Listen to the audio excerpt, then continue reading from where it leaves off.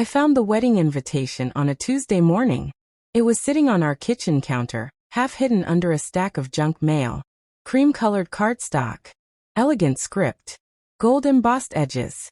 The kind you'd spend too much money on, because you wanted everything to be perfect. Emily Richardson and Derek Hayes request the pleasure of your company. I read the names 3 times before my brain could process what I was seeing. My best friend's name. My ex-husband's name. Together. On a wedding invitation. And they wanted me there. I set my coffee down carefully because my hands had started shaking. For a moment, I just stood there in my kitchen, staring at that piece of cardstock like it might explode. Because 6 months ago, I'd walked in on them at our lake house. I wasn't supposed to be there that weekend. I was supposed to be at a work conference 3 hours away. But I got food poisoning from bad seafood, drove home early in the middle of the night, and found my husband's car parked next to Emily's in our driveway at 2 in the morning. I didn't confront them that day. I didn't scream or break things or demand answers. I just left. Quietly. And I'd been playing the long game ever since. Now 6 months later they were getting married. And they had the audacity to send me an invitation. Let me back up and tell you how we got here. Emily had been my best friend since our sophomore year of college. We'd been randomly assigned as roommates in a tiny dorm room that barely fit 2 beds and 2 desks. We should have hated each other. She was outgoing, spontaneous, the kind of person who made friends everywhere she went. I was quieter, more careful, the girl who color-coded her notes and always had a plan. But somehow we clicked. We stayed up late talking about our dreams. We studied together, failed tests together, celebrated victories together. After college, we got an apartment in the city. We were bridesmaids at each other's weddings, godmothers to each other's kids. She knew everything about me, my deepest fears, my childhood traumas, the exact way I liked my coffee, 2 sugars, a splash of cream, never milk. She was the sister I never had. Derek was my husband of 8 years. I'd met him at a work event when I was 26. He was charming in that effortless way some men are. Tall, good-looking, successful. He worked in finance, made good money, knew how to work a room. He remembered everyone's names, asked thoughtful questions, always knew the right thing to say. Everyone loved Derek. I loved Derek. Our wedding was perfect. Small ceremony, close friends and family, vows we wrote ourselves. Emily stood beside me as my maid of honor. Derek's best friend from college stood beside him. For the first few years, everything was good. We bought a house, went on vacations, hosted dinner parties, built a life together. But somewhere around year 6, things started to shift. It wasn't anything dramatic at first. Just small things. Derek started working later. He'd come home exhausted, distracted. When I tried to talk to him, he'd give me half answers, his eyes on his phone. I was busy too. My career was taking off. I'd gotten a promotion, was traveling more for work. We kept saying we'd make time for each other, but we never did. The distance grew. We stopped having date nights. Stopped talking about anything deeper than groceries and bills. Sex became mechanical, infrequent. We were roommates more than partners. I knew we were in trouble. I suggested counseling. Derek said we didn't need it. That we were just in a rough patch. That all marriages went through this. I wanted to believe him. Emily was going through her own stuff during this time. She'd broken up with her long-term boyfriend, was feeling lost in her career, struggling with her mom's declining health. I tried to be there for her. We'd meet for lunch, talk on the phone, have wine nights where she'd cry and I'd listen. Derek was great about it. He'd encourage me to spend time with her. She needs you right now, he'd say. Go be with your friend. I thought he was being supportive. I was so stupid. Looking back now, I can see all the signs I missed. The way Emily would get quiet when I mentioned Derek. How she'd ask about him more than usual. Casual questions that seemed innocent. How Derek would light up when Emily's name came up in conversation. They were so careful. So gradual. I never suspected a thing. The lake house was Derek's idea. He'd inherited it from his grandfather. A small cabin 2 hours north of the city, right on the water. We'd spent weekends there in the early years of our marriage. But as we got busier, we stopped going as often. Derek suggested we start using it more. Reconnect. Unplug from work in the city. I loved the idea. We planned a weekend there in late September. Just the two of us. No phones, no distractions. A chance to remember why we'd gotten married in the first place. Then 3 days before we were supposed to go, my boss asked me to attend a conference in Chicago. Last minute. Important client. I couldn't say no. Derek was disappointed but understanding. We can reschedule, he said. I'll probably just work from the cabin that weekend anyway. I felt guilty leaving him. But the conference was a big opportunity. I flew to Chicago on Friday morning. By Friday night I was sick. Really sick. Food poisoning from the hotel restaurant. I spent hours in the bathroom, couldn't keep anything down. By Saturday morning, I knew I couldn't stay. I called my boss, apologized, and booked a flight home. I didn't call Derek. I wanted to surprise him. Maybe we could still salvage the weekend. I landed around 9 p.m., rented a car, made the 2-hour drive to the lake house. It was almost midnight when I pulled up to the cabin and saw Emily's car parked next to Derek's. I sat in my car for a long time, just staring at those two vehicles side by side in the dark. There could be a million explanations, I told myself. Maybe Emily was going through something and needed a place to escape. Maybe Derek invited her up to cheer her up. Maybe it was completely innocent. But I knew. Deep down, I already knew. I turned off my headlights, got out of the car quietly, walked toward the cabin like I was approaching something dangerous. The lights were on inside. I could see movement through the windows. I stood outside for maybe 10 minutes, watching their shadows, watching them move through the living room, close together, comfortable. Then I saw them kiss. It wasn't a friendly peck. It was the kind of kiss you give someone you've kissed 1,000 times before. Natural. Easy. Intimate. I waited for the shock to hit. The anger. The tears. But I just felt cold. I walked back to my car. Started the engine. Drove to a hotel 20 minutes away. I checked in. Went to my room. Sat on the edge of the bed. And I started planning. I didn't sleep that night. I sat there in that generic hotel room, staring at the wall, my mind going 1,000 miles an hour. How long had this been going on? Months. Years. All those late nights Derek claimed he was working. Was he with her? All those times Emily needed to talk, needed support. Was that just cover? Every dinner party, every holiday, every casual hangout where the three of us laughed and talked and acted like everything was normal. Had they been laughing at me the whole time? I wanted to scream, to throw things, to drive back to that cabin and confront them both. But I didn't, because I knew that if I did, they'd minimize it.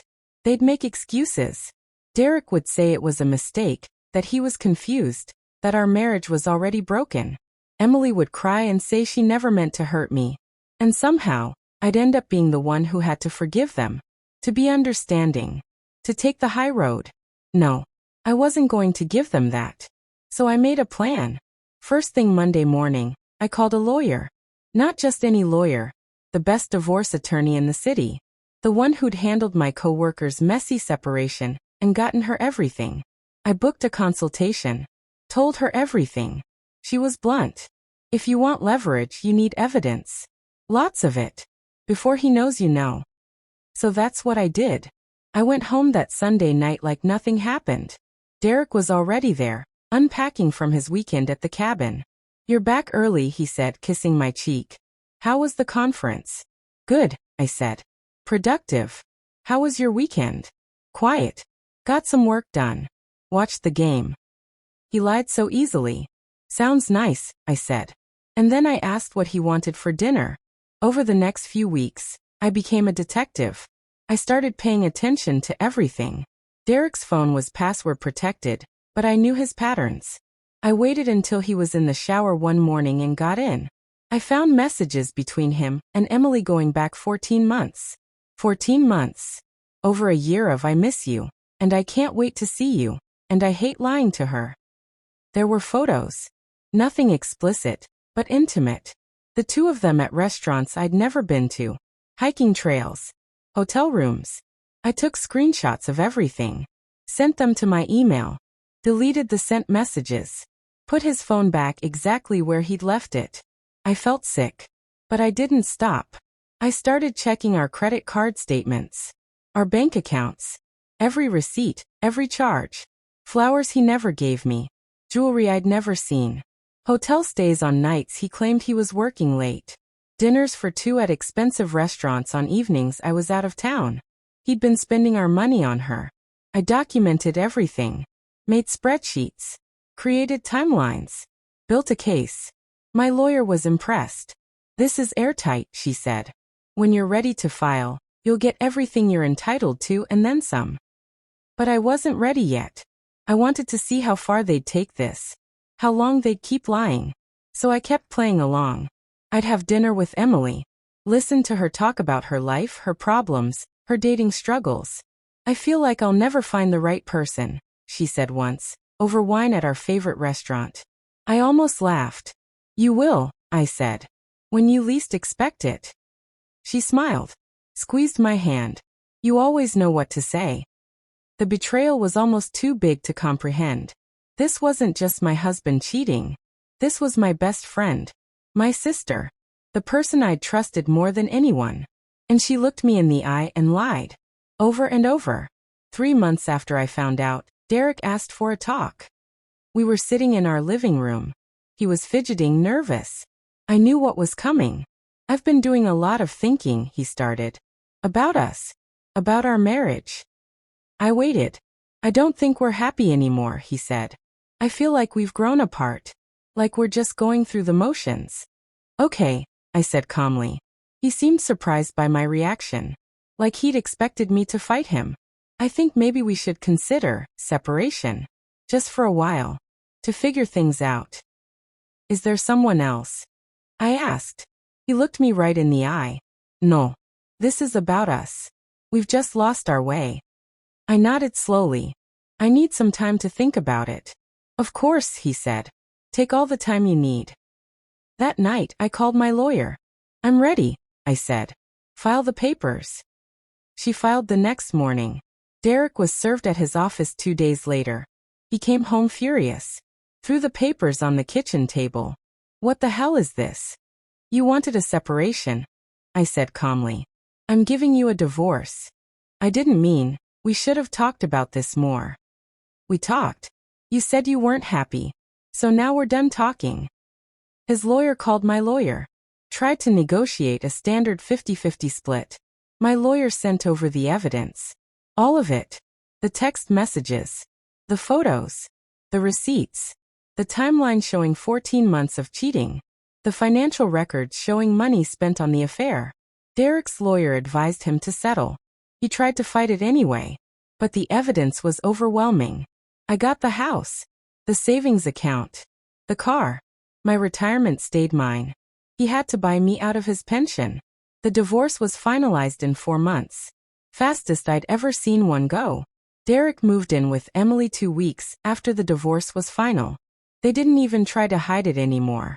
I heard through mutual friends that they were telling people they'd found each other after my marriage ended. That it was a beautiful, unexpected love story. They rewrote history. Made themselves the victims. Made me the cold, career-focused wife who'd driven her husband away. Some people believed them.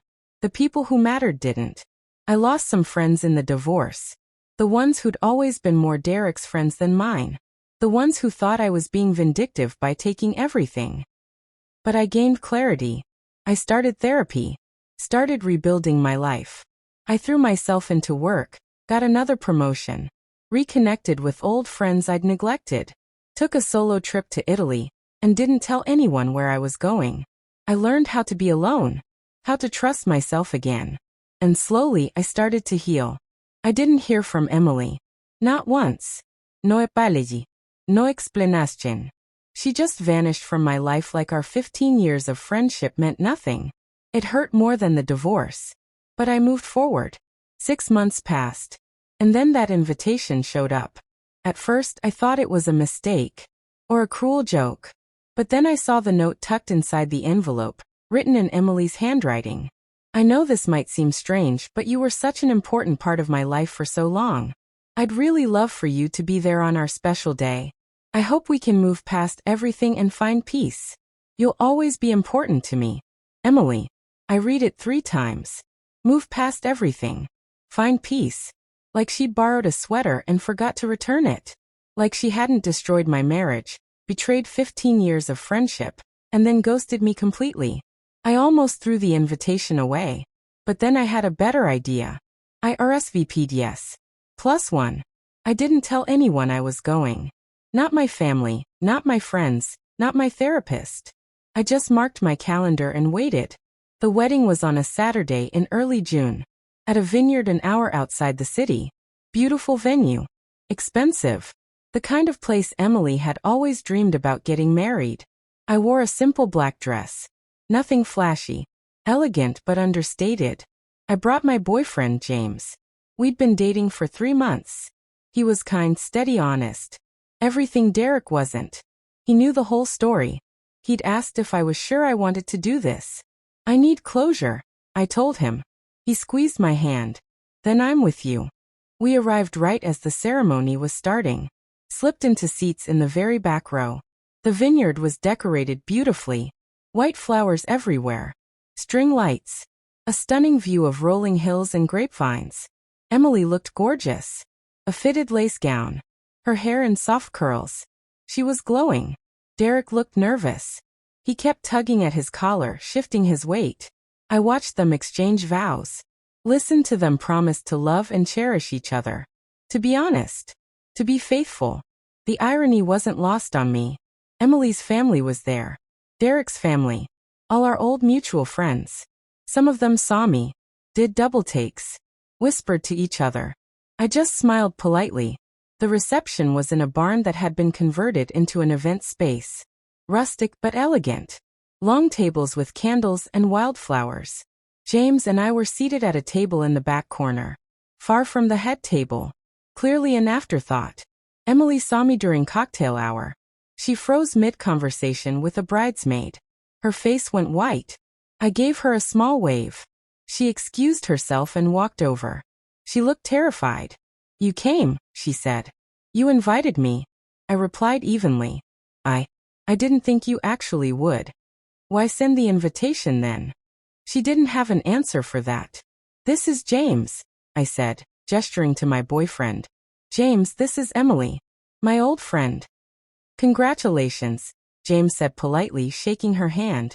Emily mumbled a thank you, her eyes darting between us. The venue is beautiful, I continued. You always did have great taste. Thank you, she whispered.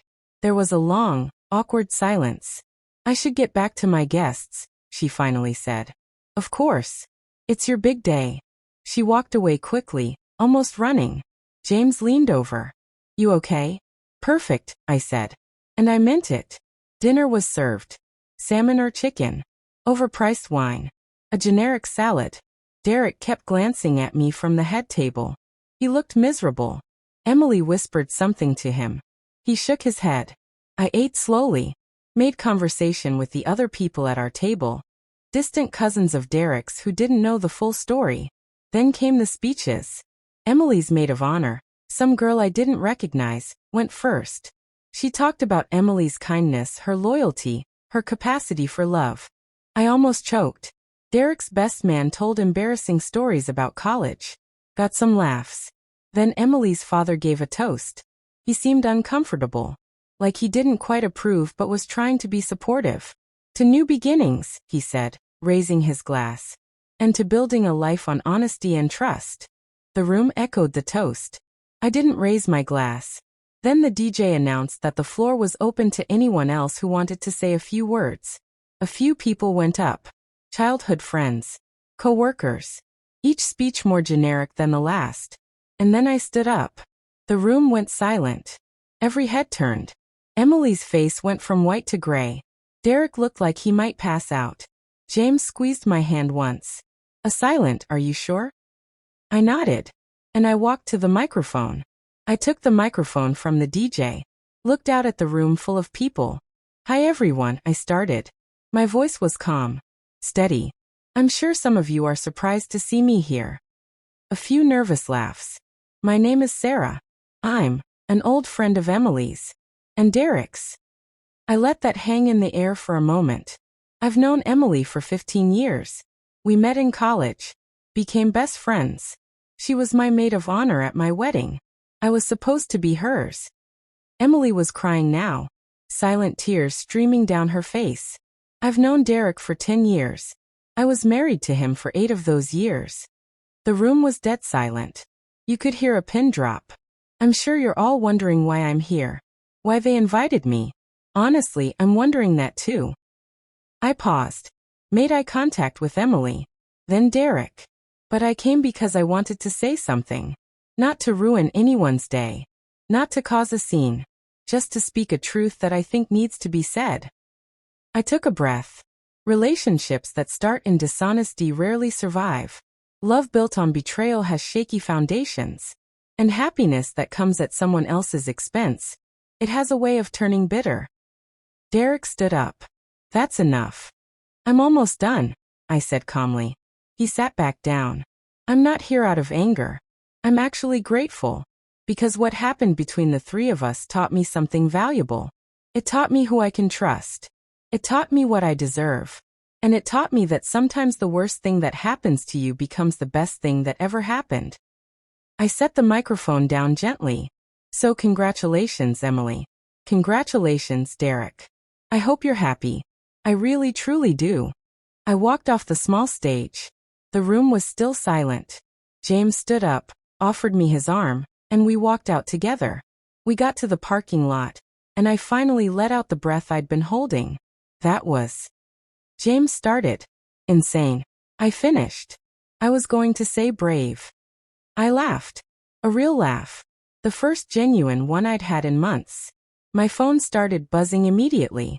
Texts from old friends who'd been at the wedding. Oh my God. I can't believe you did that. That was incredible. You're my hero. A few messages were angry. People saying I was petty. That I ruined their wedding. That I should have stayed away. I didn't care. James drove us home. We stopped for burgers on the way. Sat in a parking lot eating fast food and laughing about the look on Derek's face. Do you feel better? James asked. I do, I said. I really do. And I meant it. I didn't go to that wedding to hurt them. I didn't scream or throw drinks or cause a scene. I just told the truth. Calmly. Clearly. And then I left. The next few weeks were interesting. I heard through the grapevine that Emily and Derek had a massive fight after the wedding. That several guests had left early. That Emily's parents were furious. Apparently, a lot of people hadn't known the full story. Derek had told his family we'd grown apart. Emily had told hers that Derek and I were already separated when they got together. My speech shattered those lies. I also heard that some of their friends started asking questions. Doing the math. Realizing that the timeline didn't add up. Their perfect love story started to unravel. A mutual friend reached out to me. Someone who'd been in both our lives for years. I didn't know, she said. I'm so sorry. I never would have stayed friends with them if I'd known the truth. It's okay. I told her. You didn't have to choose sides. Yes, I did, she said. And I'm choosing yours. A few others reached out too. Apologizing. Offering support. Some just wanting the gossip. I appreciated the support. Ignored the gossip seekers. About a month after the wedding, Emily called me. I almost didn't answer. But curiosity got the better of me. What do you want, Emily? I asked. I wanted to apologize. I waited. Didn't make it easy for her. I'm sorry, she continued. Her voice was shaking. I'm sorry for everything. For hurting you. For lying.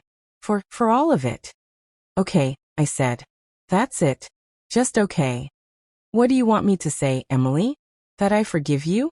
That we can be friends again? I don't know. Maybe. I miss you. I laughed. It came out harder than I intended. You miss me? You spent over a year sleeping with my husband. You looked me in the eye and lied. You let me cry on your shoulder about my marriage falling apart while you were the one destroying it. And now you miss me. I made a mistake. You made a choice. 100 choices. Every time you texted him. Every time you met up with him. Every time you lied to my face. Those were all choices. She was crying now. I know. I was wrong. I thought you should know that Derek and I are having problems. And I realized that maybe I made a huge mistake. And there it was. She wasn't sorry for hurting me. She was sorry because her fairy tale was falling apart. Emily, I said calmly, I hope you figure things out. I really do. But I can't be part of your life anymore. You burned that bridge. And I'm not interested in rebuilding it. Please. Goodbye, Emily. I hung up. And I blocked her number. 6 months after the wedding, I heard they were getting divorced. Apparently, Derek had started acting distant. Working late again. Being secretive with his phone. Emily suspected he was cheating. The irony was almost poetic. I didn't feel vindicated or happy. I just felt indifferent. They'd made their choices. Now they were living with the consequences. As for me, James and I moved in together. We adopted a dog. Started talking about the future. I got another promotion at work. Started a new hobby. Pottery classes on weekends. I reconnected with my parents. Spent more time with my sister. Built stronger friendships with people who actually valued me. I learned to trust again. Slowly. Carefully. And I learned that the best revenge isn't some elaborate plan. It's just living well. Moving forward. Building a better life. People ask me sometimes if I regret going to that wedding. If I think my speech was too harsh. Honestly, no. I don't regret it at all. I needed that moment. Not for them. For me. I needed to look them in the eye and let them know that I knew. That I wasn't broken. That they hadn't destroyed me. I needed to speak my truth after months of silence. And then I needed to walk away. Some people thought I should have just moved on quietly. That showing up was petty or vindictive. But those people don't understand what it's like to be betrayed by the two people you trusted most in the world. They don't know what it's like to question everything. Every memory, every moment, every laugh and conversation. They don't know what it takes to rebuild yourself after that kind of betrayal. I do. And part of rebuilding was taking back my power. Refusing to be the silent victim in their story. So yeah, my best friend had an affair with my husband.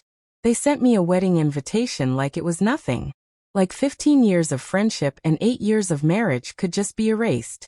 And I showed up. Not to ruin their day. Not to cause drama. But to remind them, and myself, that I'm still here. I'm still standing. And I'm doing just fine. Actually, I'm doing better than fine. I'm happy. Really genuinely happy. And that's the best ending I could have asked for.